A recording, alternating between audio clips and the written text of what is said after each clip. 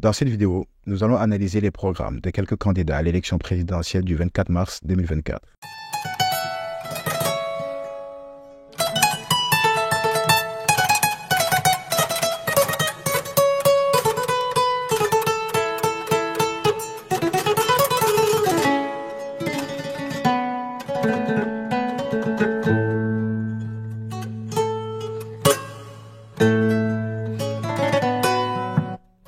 Bonjour, je suis Khadim Bakessal, militant panafricaniste et coordinateur de l'ONG Urgence panafricaniste au Sénégal. Un point essentiel qui va nous intéresser dans cette vidéo est l'aspect économique, la place de la souveraineté économique dans leur programme. Les candidats sont nombreux, j'en ai alors choisi trois. Trois candidats que je considère être parmi les candidats les plus sérieux. Bien entendu, cela ne veut pas dire que les autres ne sont pas sérieux, mais je considère la plupart comme n'étant pas réellement des candidats de rupture. J'en ai alors choisi trois selon les critères suivants: l'éthique, la constance, l'expérience et bien entendu la pertinence du programme. Il s'agit de Bassirou Diomaye Faye, de Boubacar Camara et de Aliou Mamadou Dia. Un des enjeux majeurs de la plupart des pays africains est la souveraineté économique. Cette souveraineté économique requiert une capacité efficace à gérer ses ressources de telle sorte que les richesses créées soient principalement issues des entreprises locales. Voyons alors ce que nous proposent ces trois candidats en matière d'industrialisation, de préférences locales, de moyens de financement des actions de l'État et bien entendu de la monnaie. Le candidat Bassirou Diomaye Faye nous propose un modèle économique d'industrialisation par substitution aux importations. L'idée est dans un premier temps de satisfaire les besoins de nos populations en interne, notamment sur le plan alimentaire, puis de redresser notre balance commerciale qui à ce jour est déficitaire, ce qui est dû par le fait que la plupart des denrées de première nécessité sont importées. Il propose également la création de zones industrielles dans 8 grands pôles de développement économique.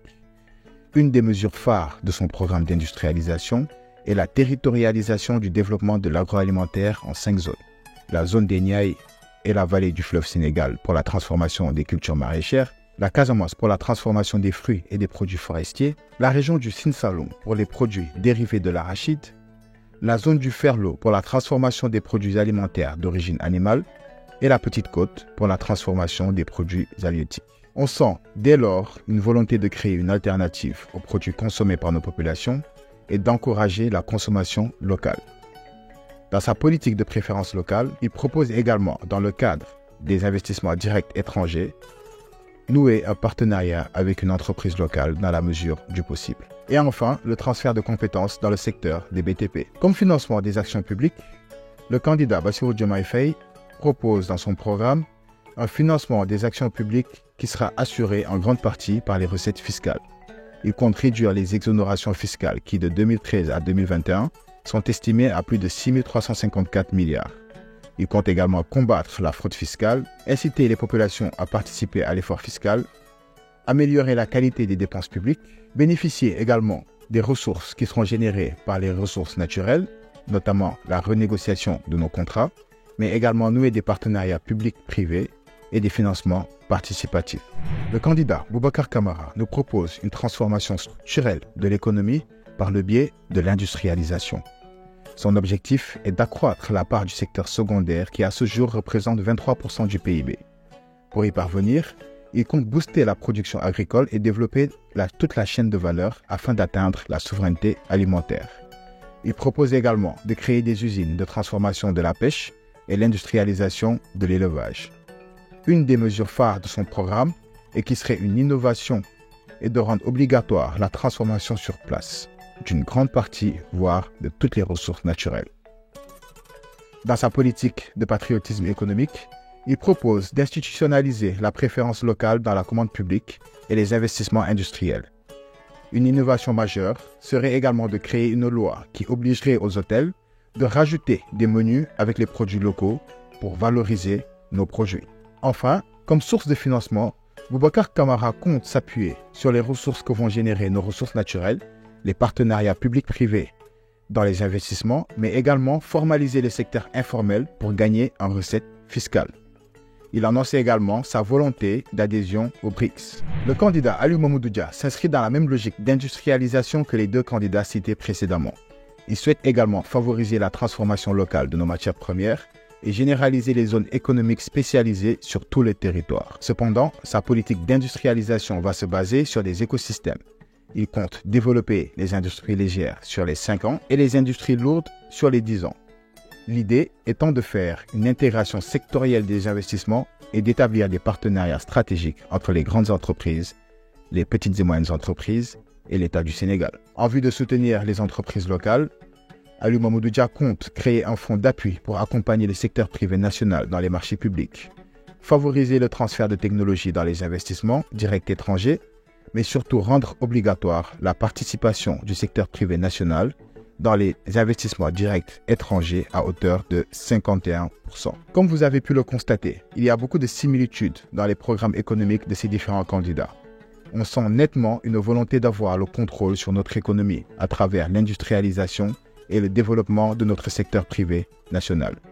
Cependant, il faut souligner que les modes opérationnels ne sont pas bien détaillés et les objectifs ne sont pas chiffrés, ce qui laisse donc des doutes sur la réalisabilité de ces projets. De plus, dans le cadre de leur financement et avec la configuration géopolitique pour des pays qui aspirent à la souveraineté économique et donc se départir des institutions comme le FMI et la Banque mondiale, on note une absence de positionnement sur les potentiels partenariats, à part Boubacar Camara qui a évoqué sa volonté d'adhésion aux BRICS. Nous ne pouvons parler d'économie sans évoquer la question de la monnaie qui occupe une place centrale dans l'économie. Pour rappel, depuis plus de 75 ans, bon nombre de pays africains, dont le Sénégal, utilisent le franc CFA qui, sans aucun doute, constitue un frein à notre développement. Cette monnaie est fabriquée, garantie et contrôlée par la France par le biais d'un représentant disposant d'un droit de veto dans nos conseils d'administration.